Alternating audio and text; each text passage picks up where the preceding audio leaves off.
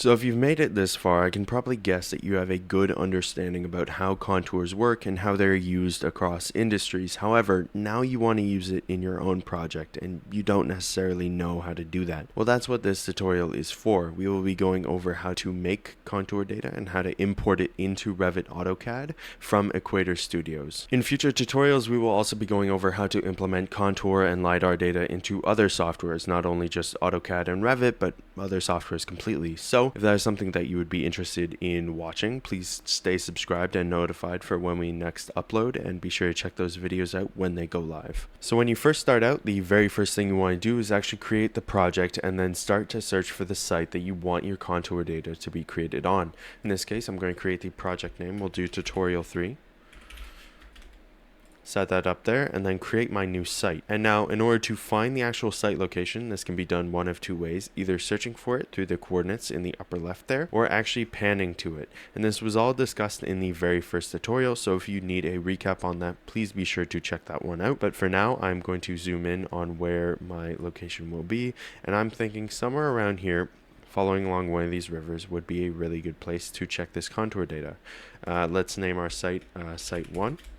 And then just continue with the default settings there. In order to make sure that our coverage is fully covered, we can turn on the coverage map here. Anything marked in blue means that that area is covered, and we can see that, yep, the data set is fully covered over this site, and so we can move forward with adding contours.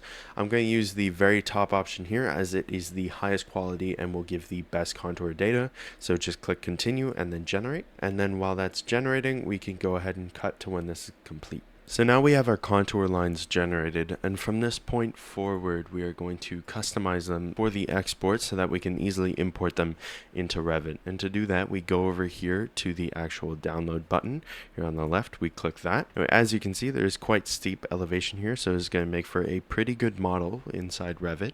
We're going to select DWG for the file format, and then for the coordinate system we're going to select Web Mercator.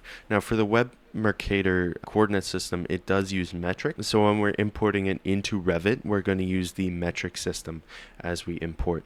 And so here we just click process and then we'll finish this up. Okay, so once that's done downloading, we'll have the download data thing completed over here, and you'll get a zip file up at the top here. If we click and open that, we'll see the actual DWG file in the very top and then a readme file below it. We're going to right click the actual DWG file and then click extract to a specified folder.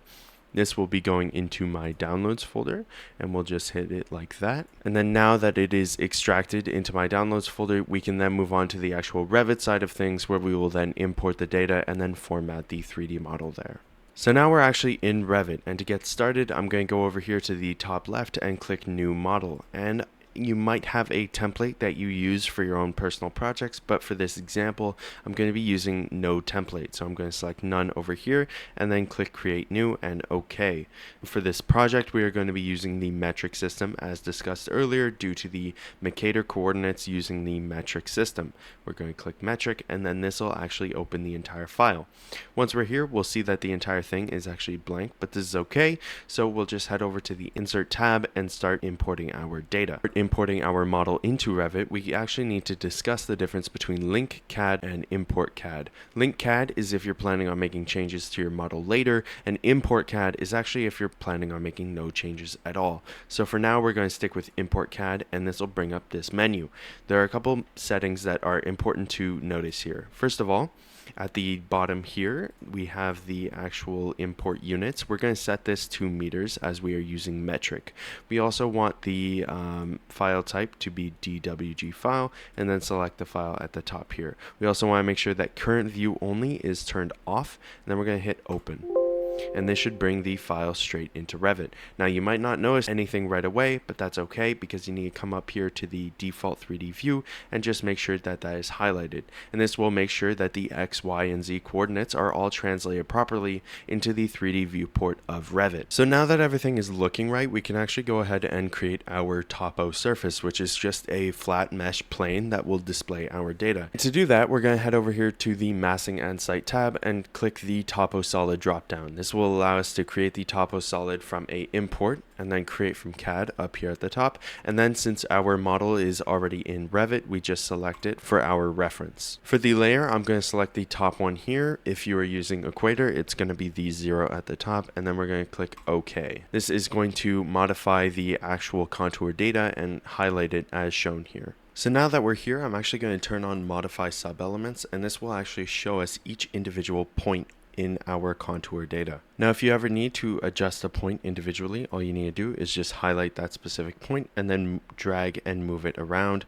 in order to actually adjust it so that it simplifies the data. But now if we go back to this previous view and then go down here and change it to realistic, we actually get the entire mesh plane visualized within Revit, and we can actually tour around here and view the 3D surface of the actual river and then the hill going up to the plateau. We can also combine this with the modify sub-elements so that we can actually take a look at the individual points with the mesh data combined. And there you have it. That goes over the basics of contour implementation into Revit. If you want to learn more about contour applications as a whole, we have a previous tutorial that goes over exactly that. We also have a tutorial dedicated to talking about how to actually use the Equator platform, how to create a site, a project, and actually download the data. If that is something that you would be interested in, please check out that tutorial. And if you are interested in future tutorials, please be sure to stay subscribed and notified for when we upload next. Take care.